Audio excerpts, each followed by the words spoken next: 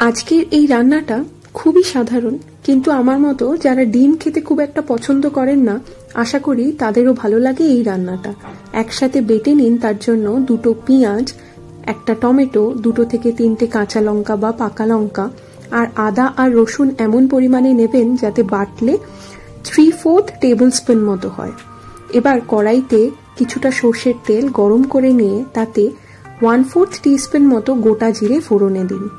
তারপর আলুগুলো এইভাবে লম্বা আর পাতলা করে কেটে প্রথমে আগে 2-3 মিনিট তেলে নাড়াচাড়া করে নিন, আর অ্যাড করে দিন সামান্য হলুদ গুঁড়ো আর নুন। যখন কিছুটা ভাজা ভাজা হয়ে আসবে, পেঁয়াজ, টমেটো, আদা, রসুন একসাথে যে বেটে রেখেছিলেন সেটা অ্যাড করে আলুর সাথে কষিয়ে নিন। এই স্টেজে অ্যাড করতে হবে সামান্য কিছু মশলা, যেমন ধরুন 1 টিস্পুন মতো জিরে গুঁড়ো, 1/2 টিস্পুন মতো হলুদ গুঁড়ো, নুন স্বাদ মতো আমরা 3/4 টিস্পুন নুন অ্যাড করেছি, 1/4 টিস্পুন চিনি অ্যাড করেছি, আর 1/2 টিস্পুন নয় ঝাল লঙ্কার গুঁড়ো বা কাশ্মীরি লঙ্কার গুঁড়ো অ্যাড করতে পারেন। কষিয়ে নিন যতক্ষণ না কাঁচা গন্ধ চলে যাচ্ছে। তারপর জল অ্যাড করে আলুগুলোকে সেদ্ধ করে নিতে হবে। মোটামুটি লিড কভার করে 12-15 মিনিট সময়ের জন্য আলু সেদ্ধ হতে দিন, আর এই ফাঁকে ভেজে নিন ডিমের অমলেটগুলোকে।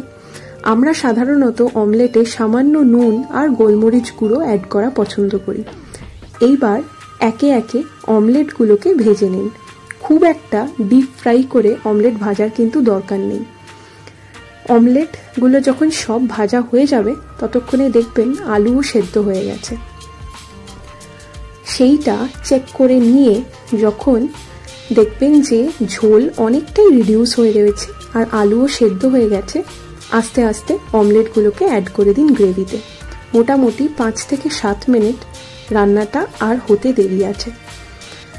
আর নামানোর আগে সামান্য বাটার বা ঘি ব্যবহার করতে পারেন, আর 1 চিমটে মতো গরম মশলার গুঁড়ো অ্যাড করে দিয়ে গরম গরম এই তরকারি সার্ভ করবেন। ভাতের সাথেও খেতে ভালো লাগে, রুটির সাথে তো ভালো লাগে। আজকের এই সাধারণ রেসিপি আমাদের জানাতে ভুলবেন না কেমন লাগলো আপনাদের। সুস্থ থাকবেন, সাবধানে থাকবেন, এনজয়।